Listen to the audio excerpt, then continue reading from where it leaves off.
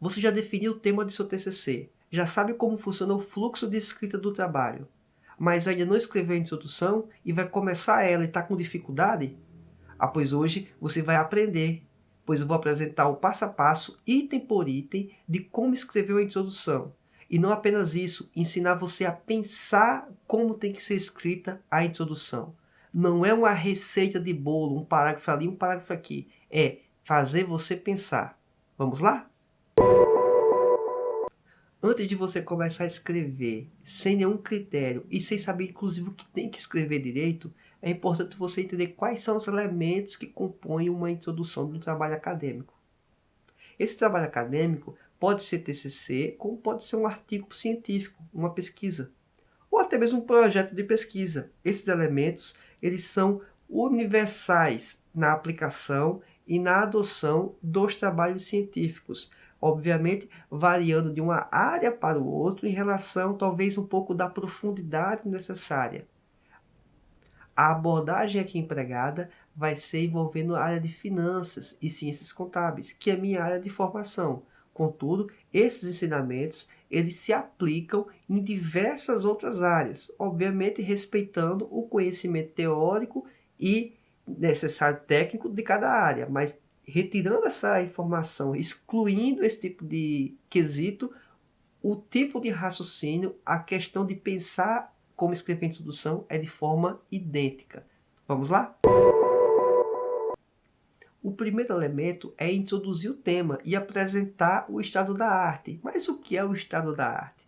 O estado da arte é as pesquisas mais recentes de um determinado nicho de conhecimento que vai lhe favorecer a identificar uma questão problema, um problema de pesquisa, um objetivo a ser alcançado ao longo de uma pesquisa acadêmica. Então, quem vai dizer para você o estado da arte não sou eu. Quem vai dizer o estado da arte vai ser você, através das pesquisas e estudos que vão ser feitos, ou que foram feitos, na verdade, para preparar-se a chegar ao tema. Se você está com dificuldade e chegou primeiro nesse vídeo, tem um card aqui ao lado que tem uma playlist com os vídeos que iniciaram esse tour, esse caminho, essa trilha de escrita científica. E depois você volta para poder acompanhar esta aula e você seguir o fluxo da melhor forma possível. Daí você vai entender por que estou falando de introdução e na playlist não tem resumo e título nesse momento. Não estamos abordando essa temática. Você pode perceber que eu já estou falando da introdução. Se você quer entender por que eu não falo de resumo e título agora, assista o vídeo que você vai conhecer. Quem já assistiu, já está sabendo, então vamos avançar. Em seguida, devemos apresentar as lacunas na introdução. O que são as lacunas? São brechas, espaços que uma pesquisa científica ou algum grupo de pesquisa científica ainda não cobriu, ainda não alcançou. Seja por alguma limitação técnica, operacional, ou até mesmo pela não percepção do pesquisador. Ele faz com a abordagem, com a vertente, com uma visão, e ele não teve a mesma cosmovisão que você está tendo agora. Algum elemento novo, ou até um conhecimento prévio que você tinha mais profundo em um determinado item ou itens que o outro pesquisador. E aí você pode tentar entrar nessa área e avançar um pouco mais. Na verdade, quando eu falo avançar, não quer dizer que é ir fazer um trabalho melhor. Pode ser feito. Inclusive, a ideia da ciência, do conhecimento científico é sempre que haja avanços cada vez mais para melhorar o conhecimento científico. Essa é a ideia. Mas não necessariamente você pode fazer uma perspectiva distinta, diferente, e vai ter uma contribuição também relevante. Então, não necessariamente você precisa fazer um trabalho melhor do que o anterior. E aí sim vai. A ideia seria essa sempre, mas nem sempre é possível fazer. Posteriormente, vamos indicar a lacuna que o trabalho se encaixa. Pois eu percebo uma série de lacunas. Eu digo, existe uma lacuna aqui, uma brecha, e vamos preencher esta brecha aqui, este item. Estou falando aqui de forma teórica inicialmente, mas logo mais vamos trabalhar com um exemplo prático, um artigo científico e como foi o desenrolar dele, certo? Estou só explicando aqui para você entender um pouco do raciocínio antes de começar a escrever. E depois, pegando um artigo escrito, você vai ter uma noção, uma dimensão de como é que funciona um pouco desse fluxo. Bem, depois apresentar uma questão-problema. Essa questão-problema tem que estar muito alinhada com o objetivo do trabalho. E essa questão-problema eu vou dar uma informação muito importante quando eu estiver lendo o artigo com vocês. Muita gente peca, erra de forma absurda como fazer uma questão-problema. Ele tem um tema bom, ele está escrevendo bem, tem uma boa introdução até então, mas quando ele chega na pergunta, ele faz a pergunta errada. Existe então a perspectiva de fazer a pergunta certa. Essa é a perspectiva que vocês têm que pensar. Existe sim como fazer a pergunta errada. E nós não devemos perguntar errado. Se tive o trabalho e conseguir encontrar uma boa área de pesquisa, um bom tema, eu tenho que me aproveitar e usar de boas perguntas, de bons questionamentos, de ótimas indagações. É esse o fluxo. O objetivo do trabalho, e muitas das vezes, ele vai estar com palavras, inclusive, muito próximas da questão de pesquisa. A gente vai ver já já isso na prática. E justificativa. A justificativa é, para muitos hoje, o principal elemento no trabalho científico, na introdução. Pois você vai explicar para a comunidade, vai explicar para a sociedade por que o seu trabalho é útil. Tem que ter argumentos que mostrem por que o seu trabalho é útil. Eu não preciso nem mencionar, quando dar um exemplo aqui um pouco bem próximo do nosso contexto, você que está vendo esse vídeo talvez daqui a 5, 10 anos, mas em 2020 estávamos passando por uma pandemia. E nessa pandemia necessita-se de uma vacina para que possa minimizar os impactos danosos que está tendo na sociedade como um todo. Muita gente morrendo. Imagina só, eu preciso justificar o quão é importante uma vacina para o combate desse vírus? Não necessariamente, né? Não preciso gastar muita energia. Mas quando o tema ou a perspectiva de tratar uma questão-problema, ela não é tão relevante ou ela não é tão significativa para a comunidade acadêmica ou para a sociedade, vai dar muito mais trabalho você escrever uma justificativa. Então, a percepção se você está indo no caminho certo vai ser muito pela sua justificativa. A sua justificativa vai ser um bom termômetro para saber se o seu trabalho é relevante ou não, se é útil ou não. Se o seu trabalho não contribui ou pouco contribui, é muito bom você refletir e voltar para o fluxo de como escolher o tema.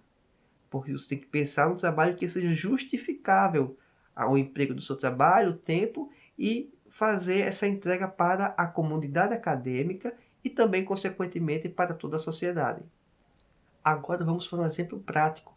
Temos um artigo que eu sou um dos autores que trata sobre criptomoedas. Lembra que no início eu falava sobre a temática de pesquisar sobre finanças e criptomoedas, que era a minha indagação inicial, minhas investigações iniciais? Pois bem, realmente saiu um trabalho acadêmico sobre essa área. E aí vamos utilizar ele como referência. O título do artigo é Contribuição do Bitcoin na melhora da eficiência de um portfólio de investimentos. Nós não vamos analisar o título do trabalho e nem o resumo desse trabalho nesse momento. Vamos partir direto para a introdução. Vamos analisar. Isso aqui vai ser só a parte final do trabalho. Daí vocês vão entender por que o título é isso e o resumo é o que se apresenta aqui. Obviamente, ao vocês analisarem esse trabalho comigo, vocês vão perceber coisas que inclusive poderia ter sido melhorado nesse trabalho. E isso não tem problema algum quanto à perspectiva do que é ciência, do que é conhecimento científico. Você pode sim contribuir para a formação e para a melhora de um artigo científico. De igual forma, eu, com o conhecimento que venho acumulando, quando volto para um conteúdo que fiz anteriormente, eu percebo inclusive algumas falhas que talvez eu não cometeria hoje. Então, essas perspectivas, elas são absolutamente comuns. Peguei um artigo meu, pois eu vou me sentir muito mais à vontade de explicar ele, como também alguma crítica, alguma limitação que eu perceba que ele tem, vai ser muito mais fácil eu fazer e não vou estar influenciando e expondo de formato no YouTube um trabalho de uma pessoa, de um outro pesquisador, de um outro professor colega meu. Então, eu preferi fazer com o meu trabalho para minimizar qualquer questão de eventual, vamos dizer, dano ou prejuízo, ou digamos, a alguém. Mas isso é muito comum dentro da academia, não seria um problema, mas para evitar qualquer constrangimento a algum colega, eu preferi pegar o meu trabalho. O link do artigo vai estar na descrição desse vídeo, caso você queira baixar e poder ter ele como suporte, como apoio, para servir como parâmetro para você. Na introdução, eu vou mencionar aqui em alguns momentos, ler trechos do artigo, pois é fundamental a gente ter uma interpretação do porquê que esses elementos aparecem. Um primeiro ponto que eu quero ressaltar é que uma boa pesquisa científica vai se ancorar nos autores. Em vários autores que fizeram trabalhos anteriores no passado, isso é importante para a academia. Contudo, vale mencionar que essa perspectiva de apresentação envolvendo citações, ela deve ser prioritariamente feita de forma citação indireta. Se você não sabe o que é citação indireta e citação direta, se você quer entender um pouquinho mais sobre citação direta e indireta, comente neste vídeo a respeito para que eu possa verificar se faço material a respeito desse assunto também. Mas, voltando aqui à questão das citações. Por que citações indiretas? As citações indiretas, eu estou fazendo a síntese do pensamento do autor ou dos autores e estou apresentando de uma forma um pouco mais fluida do que apenas uma citação brusca, direta e colocar ela no meio do texto. Então, facilita o processo de leitura, inclusive para os demais agentes da academia, a sociedade como um todo, a ver esse trabalho com a escrita muito mais fluida, respeitando, obviamente, o que os autores passaram em suas mensagens nos respectivos trabalhos. Vocês vão perceber também que esse trabalho aqui foi feito em nível de graduação, mas mesmo em nível de graduação, a maior parte das referências dessa pesquisa estão em língua estrangeira, pois o trabalho envolvendo criptomoedas principalmente tem poucas pesquisas no Brasil, a maior parte está no exterior. E mesmo assim, mesmo que tivesse até pesquisas no Brasil, tende os melhores materiais estarem em língua estrangeira. Não necessariamente na língua inglesa, mas na área de contabilidade e finanças, em geral, os melhores materiais estão publicados em língua inglesa. Vamos partir aqui para a apresentação breve dessa introdução e explicação de ponto a ponto. Começa aqui inicialmente falando sobre a concepção do dinheiro, como surgiu as trocas de mercadorias. E alguém pode pensar, poxa, por que está falando um negócio lá para trás? É para poder explicar algo muito novo, que são as próprias criptomoedas. Pois as criptomoedas, elas surgiram como uma forma contemporânea de permitir que haja também troca de serviços, troca de mercadorias. Ao invés de usar uma moeda convencional, com um lastro no banco, utiliza-se a própria moeda, criptomoeda, os próprios bitcoins e assim vai. Depende de qual criptomoeda você está querendo se referir. Perceba que foi feita uma apresentação inicial falando sobre as moedas de perspectiva geral. Logo depois fala sobre o poder que foi cedido às instituições financeiras. E o segundo aqui, alguns autores, é algo um pouco perigoso, visto que fica pendente, né, as decisões a serem tomadas com base nesses agentes. E aí aconteceu uma crise em 2008. Olha que eu estou avançando aqui, estou contando uma história. Perceba que o artigo aqui é uma espécie de historinha. E mais à frente, dentro desse mesmo período da crise de 2008 financeira, houve a criação das criptomoedas pela pessoa aqui chamada Satoshi Nakamoto, que é um nome pseudo, porque na verdade a gente não sabe se é um homem e se ele está vivo, se ele não está, se não é um grupo de pessoas. A gente não sabe até hoje quem é Satoshi Nakamoto, mas ele se intitulou assim e publicou um paper ensinando e falando, na verdade, sobre as criptomoedas. E com base nisso, esse sistema ele é baseado em criptografia. Olha que interessante, criptografia. E isso aqui, segundo ele, vai trazer uma série de vantagens, porque inclusive, por mais que seja criptografado, um mecanismo de seguro, ele é público. Dá para você fazer auditoria no sistema com isso. Então, fica mais essa informação. Então, aqui estou introduzindo a temática. E aí o autor apresenta que a criptografia é um ponto essencial para que ocorra as transações financeiras de forma adequada. Mais à frente, apresenta-se a necessidade de fazer algum estudo que envolva outros ativos financeiros que não os mais convencionais, ou seja, querer acrescentar o Bitcoin como uma alternativa de investimento. Percebe-se aqui também que o Bitcoin passou a ser encarado não apenas como uma moeda virtual, e isso é uma informação muito interessante. E aqui tem uma série de autores que corroboram esse raciocínio, ou seja, eu não preciso inventar a roda. Eu tenho uma série de pessoas que estão dizendo aquilo que eu preciso partir como premissa. E aí passou a ter um enfoque de possibilidades do uso do Bitcoin como uma forma de busca na melhoria de eficiência de um portfólio de investimento, em conjunto com ativos tradicionais. Aí tem uma série de pesquisas. Olha que a minha ideia inicial não tinha no Brasil, mas tinha trabalhos que de alguma forma foram feitos utilizando essas premissas no exterior. Esses estudos sugerem que exista um benefício do Bitcoin numa carteira de investimento. Só que fala que isso aqui não é um pensamento unânime. Então, não existe um consenso na academia. Ou seja, já criou-se uma possibilidade de pesquisa, pois não é um tema fechado ainda. É alguém dizer que algo é bom, outra pessoa diz que não é. Alguém diz que algo é bom, outra pessoa diz que não é. Não existe ainda um caminho muito claro de qual é a melhor alternativa a se pensar ou a se executar. Então, permite-se, assim, fazer pesquisas mais detalhadas que possam aprofundar esses temas. E aí levantou-se a seguinte questão-problema. Diante dessas lacunas, o uso do Bitcoin pode trazer benefícios de otimização à carteira de investimentos? A resposta inicial vai ser sim ou não, beleza. Caso for sim, aí é que vem a questão interessante, que eu disse para você no início da apresentação, que muita gente pergunta errado. É isso aqui, as perguntas não podem envolver uma resposta que seja apenas sim ou não. Elas têm que avançar, e aqui por isso que diz assim, qual é a sua participação? Então, o uso do Bitcoin pode trazer retorno de investimento positivo? Pode, beleza. Partiu dessa ideia, mas qual vai ser a participação efetiva de fato para que ele seja eficiente? Aqui fica a pergunta interessante. Eu vou ter que dizer um número, que pode ser 10%, 20%, zero, que não pode ter participação nenhuma. Então, essas questões aqui vão derivar de uma pergunta bem feita.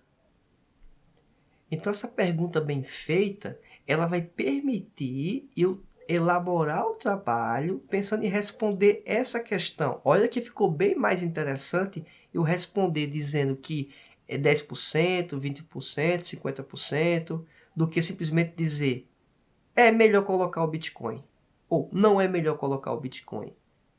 Eu sofistiquei o meu trabalho, sofistiquei o que eu vou fazer, a importância da contribuição que vai ser dada para ele, inclusive para a sociedade, em virtude de uma pergunta bem feita. Então, aprenda esse item. Isso aqui é imprescindível. Você não pode fazer pergunta com resposta sim ou não. Depois desse item, da questão problema, ela está estabelecida.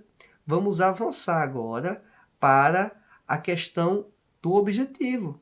Quanto ao objetivo, percebe-se que é uma derivação muito próxima da questão problema. Alguns, inclusive, usam apenas colocar o verbo aqui, verificar ou investigar, analisar, apesar que o verbo analisar tem que ser também praticamente proibido de ser utilizado. Por quê? Pois todo trabalho enseja uma análise. Então, o verbo analisar ele perde um pouco da sua importância. Então, é preferível usar verbos como verificar, investigar e assim vai. Então, é utilizar esse verbo e praticamente manter todo o texto que traz menção à questão problema. Percebe-se que verificar se o uso do Bitcoin pode trazer benefícios de otimização de uma carteira de investimentos. E caso sim, qual é a sua participação? Olha aqui em cima, o uso do Bitcoin pode trazer benefícios de otimização de uma carteira de investimentos. Caso sim, qual é a sua participação?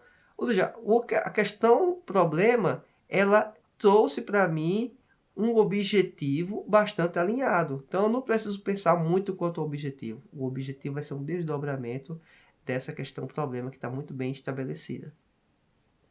Após esses itens, eu vou partir para aquilo que é a espinha dorsal do trabalho, em questão da relevância do mesmo. Por que que meu trabalho é importante? Tem que explicar a lacuna. Olha aqui a lacuna que é apresentada. Olha aqui quantas lacunas. Ele menciona que esse trabalho já foi desenvolvido em outras localidades. Ou seja, isso aqui foi feito em outros países. Se chegou agora a vez de alguém pensar em fazer isso no Brasil. No caso, eu juntamente com a outra estudante, a Ana Luísa. Porém, havia uma lacuna de interpretação referente a outras moedas que não fossem dólar. Observa-se então que o pessoal usava como alternativa de investimento a aplicação em dólar. E nós temos uma moeda que faz, vamos dizer, cotação com dólar, que é o real. E o comportamento do real para com dólar vai ser diferente de reservas de dólar em outras moedas. Só aí a pesquisa já diferencia-se. Estou entrando no aspecto que a economia brasileira é subdesenvolvida e elementos como este. Então, partindo dessa ideia, e tem um trabalho anterior de 2018 que ressaltou a volatilidade do investimento em Bitcoin e sua rentabilidade, dizendo que deve ser incorporada por investidores que não possuem aversão ao risco. Já um outro trabalho, também de 2018, analisar a questão do portfólio na China, Estados Unidos e Europa, concluindo que não há grande divergência no papel do Bitcoin nos contextos estudados. Mas mesmo com essa indicação na pesquisa na Europa, na China e nos Estados Unidos, não se teve um estudo envolvendo essencialmente um país subdesenvolvido como o Brasil, um país de economia emergente. A China você pode considerar talvez como subdesenvolvida? Pode, na perspectiva de IDH, algumas pessoas muito pobres na China que ainda tem, tudo bem. Mas na perspectiva de economia de mercado, a China, ela hoje é um país muito capitalista, né? Até a própria China menciona que eles praticam socialismo de mercado, né? Então, é o socialismo chinês, né, que eles chamam. Esse socialismo chinês, na verdade, está muito mais para capitalismo, mas tudo bem, vamos avançar aqui. Além disso, não existe no contexto brasileiro uma pesquisa que busque a formação de um portfólio com os seus ativos locais, olha que interessante, com as criptomoedas. Então, existem trabalhos que foram feitos no exterior envolvendo criptomoedas, mas não tem nenhum trabalho desse feito no Brasil, levando em conta os meus ativos locais. Eu vou colocar um aqui que é local e que talvez muitos de vocês já ouviram falar ou tiveram acesso, que são as letras ou títulos do governo. Isso mesmo. Essas letras ou títulos do governo, elas são documentos de dívida. E isso também nós consideramos no nosso trabalho, certo? Taxa Selic, esse tipo de coisa. Mas vamos lá, avançando um pouquinho mais. Outra contribuição que a pesquisa apresenta é que ela avança além do aspecto acadêmico, mas pode permitir que investidores considerem este ativo, né, no caso o Bitcoin, como uma alternativa de investimento na formação dos respectivos portfólios, caso seja viável ou simplesmente descartá-los. Então, olha qual a contribuição que esse trabalho vai ter. Vai ajudar investidores a tomarem decisões. Então, trouxe contribuições acadêmicas, avancei em relação a trabalhos anteriores e ainda menciono que pode influenciar nos investidores. As pessoas que estão na outra ponta, não acompanham tanto a academia como, digamos, um graduando, um mestrando, um doutorando, um professor universitário. Então, vai ter uma aplicação na repercussão prática, ou pelo menos permitir que isso ocorra. Então, esses aqui são alguns elementos que são observados em uma introdução. Caso você achou que faltou algum conteúdo, que faltou algum elemento, alguma ênfase, por favor, comente na descrição do vídeo para que eu possa preparar algum material ou até mesmo responder. Algumas dúvidas que vocês possam fazer ou que você possa fazer, elas, dependendo da complexidade ou do interesse talvez comum, eu estou respondendo no grupo do Telegram. O link consta na descrição desse vídeo. Se esse vídeo foi bom para você, foi útil, contribuiu para a sua escrita da introdução ao trabalho acadêmico, de TCC ou de um artigo convencional, peço que você curta esse vídeo, compartilhe com seus amigos, ajude aqueles que estão num processo semelhante ao seu. Se inscreva no canal e ative o sininho de notificações, pois eu vou postar ao longo dos próximos dias os materiais complementares, inclusive a próxima sessão, referencial teórico. E aí você vai saber de primeira mão e poder acompanhar este conteúdo. Acompanhe também as redes sociais e materiais complementares desse estão no podcast Contabilidade Societária. Se você achou que faltou algum conteúdo, faltou alguma ênfase, comente no vídeo para que eu possa, ao longo dos próximos dias, preparar eventualmente algum material via vídeo ou podcast, ou até mesmo responder via Telegram. É isso, aguardo você no próximo vídeo e até mais. Tchau!